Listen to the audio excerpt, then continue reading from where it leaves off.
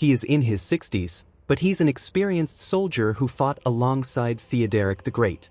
He assumes that Belisarius must be leading a large army up from the south, and wants more time to gather his forces.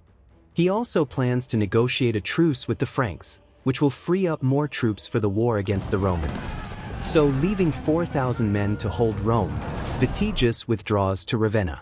Belisarius garrisons Naples, and advances up the old Roman road, the Via Latina, to Rome. But as he nears the great city, the Goths simply abandon it. They march out the Porta Flaminia, as Belisarius and his army march in through the Porta Asinaria, a gate which, though much restored, survives to this day. 60 years after the fall of the Western Empire, Rome once more belongs to the Romans. Belisarius duly dispatches the keys to the city to Emperor Justinian. Rome in the 6th century is still a great city, but a shadow of its former glory. In its imperial heyday, Rome's population had been around 500,000, now it's just a fifth of that. But it remains the seat of the Roman Senate and the Pope, and a city of intense emotional and cultural significance to all Romans. The city is also notoriously difficult to defend, which is why the Goths have abandoned it. The famous Aurelian walls are crumbling, and at 12 miles in length, are too long for a small army to easily hold. The Goths had also worried about Rome's large population that might turn against them. Belisarius is down to 7,000 men, not enough to face the Goths in open battle. So he sends detachments to garrison key strongholds along the Via Flaminia, the siege of Rome. While in Rome, he and his men begin hurried preparations for a siege. The walls are repaired and merlons are added. A deep moat is dug around the city. The granaries are filled with grain. All Rome's adult male citizens are conscripted into the city guard. Vitiges, meanwhile, has been told how small Belisarius's army is. Embarrassed by his earlier caution, he gives the order for his reinforced army to march on Rome. His chief concern is to get there before Belisarius can escape, but Belisarius has no plans to flee. 537 AD.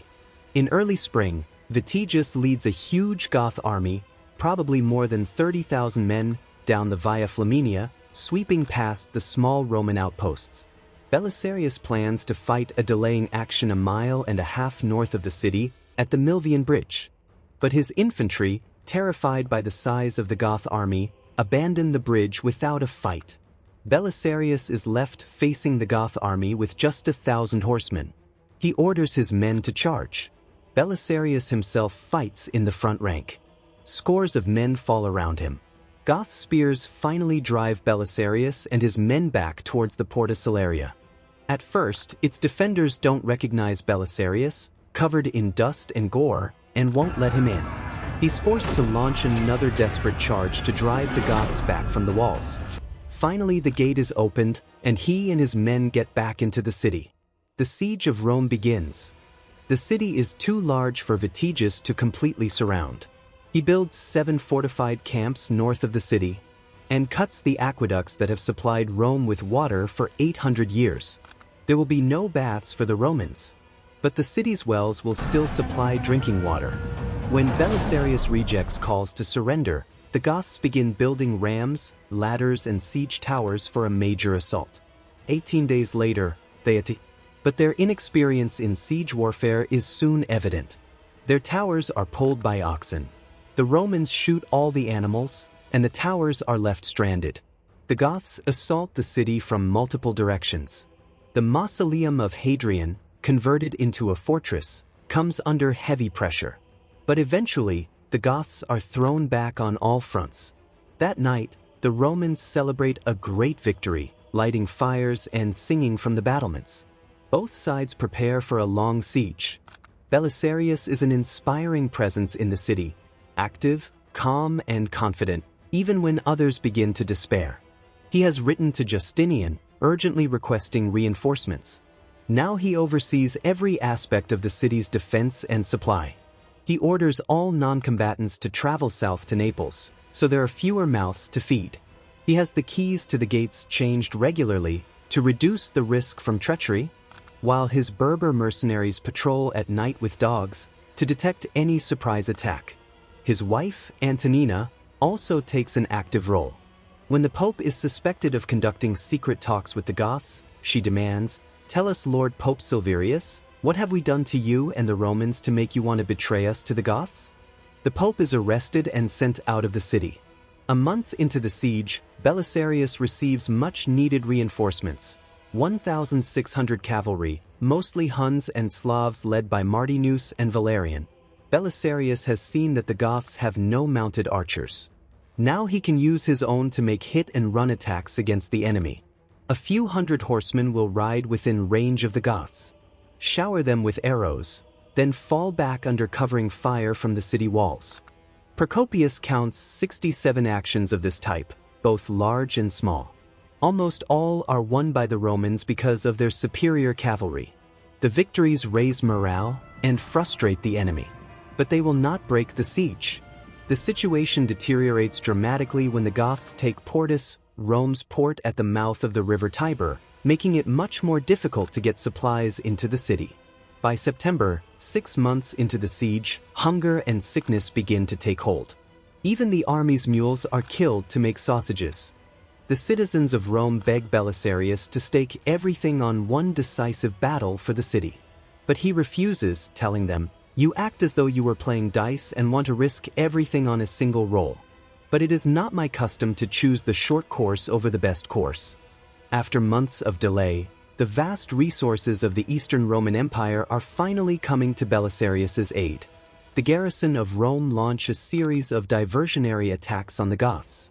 These allow the supplies, under Antonina's direction, to slip into the city. The threat of starvation is ended. It's the last straw for Vitiges. His own men have been camped outside Rome for almost a year, harassed by the enemy, themselves decimated by disease and hunger. The Ostrogoth king asks for a truce to open negotiations with the emperor. He offers Justinian all of southern Italy. But it is not enough. The initiative has swung to Belisarius. Belisarius has sent an elite force of 2,000 cavalry, commanded by John, north into Picenium, behind enemy lines. When the Goths break the terms of the truce, Belisarius orders John to unleash hell. Almost all the Goth warriors are away on military service. Their farms and settlements are completely exposed. John sacks, burns and plunders at will, enslaving hundreds of Goth women and children. Romans are not harmed. Vitiges' uncle gathers a small force to challenge John. They're no match for his Bucellarii. The Goth force is massacred. John ignores the Goth strongholds at Urbino and Oxum, but at the invitation of its citizens, occupies the walled city of Ariminum, just 30 miles south of the Ostrogoth capital at Ravenna. Vitiges has no choice but to abandon the siege and march north to defend the Goth heartland against the odds. Under-resourced and outnumbered, Belisarius has triumphed in one of history's most epic sieges, a siege that has lasted 1 year and 9 days. Because of him, the city of Romulus and the Caesars once more belongs to the Roman Empire. The war against the Goths in Italy seems to be entering its final phase. Belisarius's position appears unassailable. But as every emperor knows, the history of the empire has been blighted time and again by the treachery of overmighty generals. Belisarius's victories are as glorious as any in Rome's history. How can Justinian not regard him with suspicion? Soon Belisarius will find himself facing new rivals from within the empire, just as an old enemy reemerges in the east. Big thanks to Legendarian for providing our Total War.